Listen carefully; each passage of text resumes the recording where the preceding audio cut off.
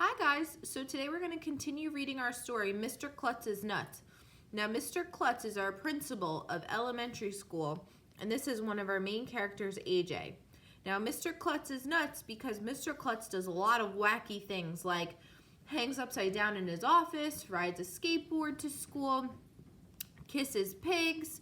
But originally everybody wanted to go to Mr. Klutz's office because AJ went into his office for getting or trying to receive a punishment for doing bad things, but instead he got rewarded. Now we've talked about before, boys and girls, what a consequence is and when you would get a consequence if you do something bad versus when you do something good, you get a reward.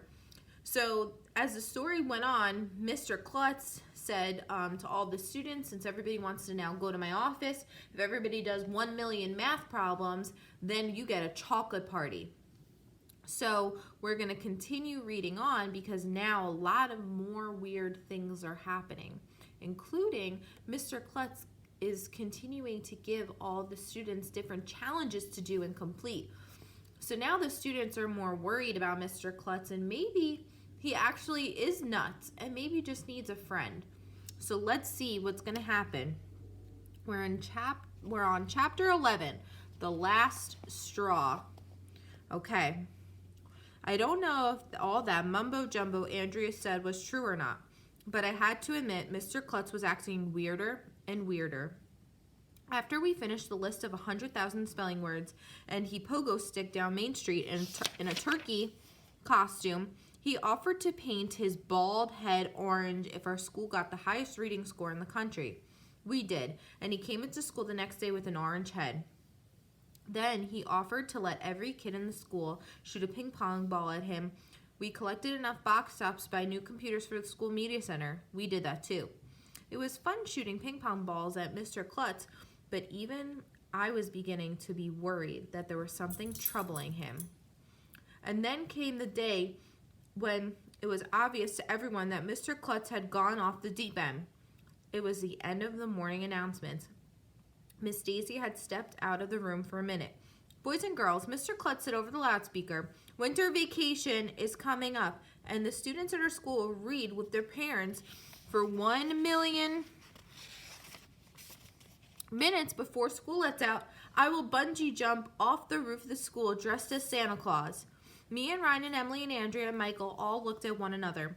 That's the last straw, Andrea said. There are plenty of straws, I told her. Do you want me to go get you one? She means we can't take this anymore, Ryan told me. So boys and girls, that's like what we talked about in the last book.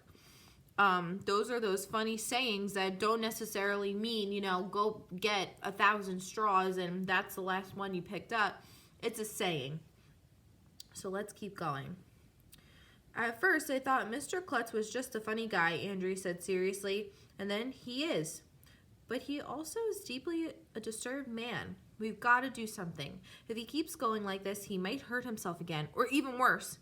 If we don't stop him and something happens, it would be our fault. Oh gosh. So boys and girls, I have a question for you.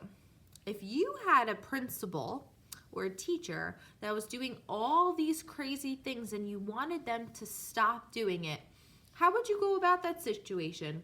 And how would you tell your principal or your teacher or even a loved one, hey, stop doing all this stuff? I want you to comment on Seesaw. I've never thought of it that way, I said. What can we do, Emily asked. We're just kids. We have to have an intervention, Andrea said. What's that, Ryan asked. It's when you sit down and tell somebody that they have a problem, Andrea explained. You force them to do something about it. My mother has to do interventions all the time. I'm not telling Mr. Klutz he has a problem, Ryan said. Me neither, Michael agreed. AJ started this whole thing, Andrea told me. I did not. Sure you did. You are the one who gave him the idea about incentives for learning in the first place. That's true, the others agreed, looking at me like I was a criminal or something.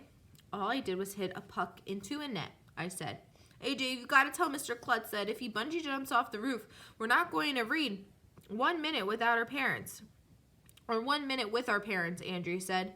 Two can play at this game. If he's going to do crazy things, we won't read any more books. We won't spell any more words. We won't do any more math problems. We won't learn anything. If I couldn't believe I was hearing this from Andrea. Her idea of having fun is to read the dictionary during recess. If she was willing to give up learning, she must be really serious about Mr. Klutz and his problems. But if we stop learning stuff, I protested, we'll get dumber. In your case, Andrea told me, that would be impossible. So boys and girls, that was a pretty heavy chapter, right? Our poor principal, Mr. Klutz here, is having a really hard time. So again, your only question today in Seesaw is, what would you do if your teacher or principal or loved one was also going through a hard time? How would you approach them, and how would you talk to them, and what would you say? And then we'll continue reading chapter 12 tomorrow, and then chapter 13 on Friday. So we'll finish this book for Friday, boys and girls, and I'm so excited, and I hope you had a very nice day. And I will talk to you guys tomorrow. Bye.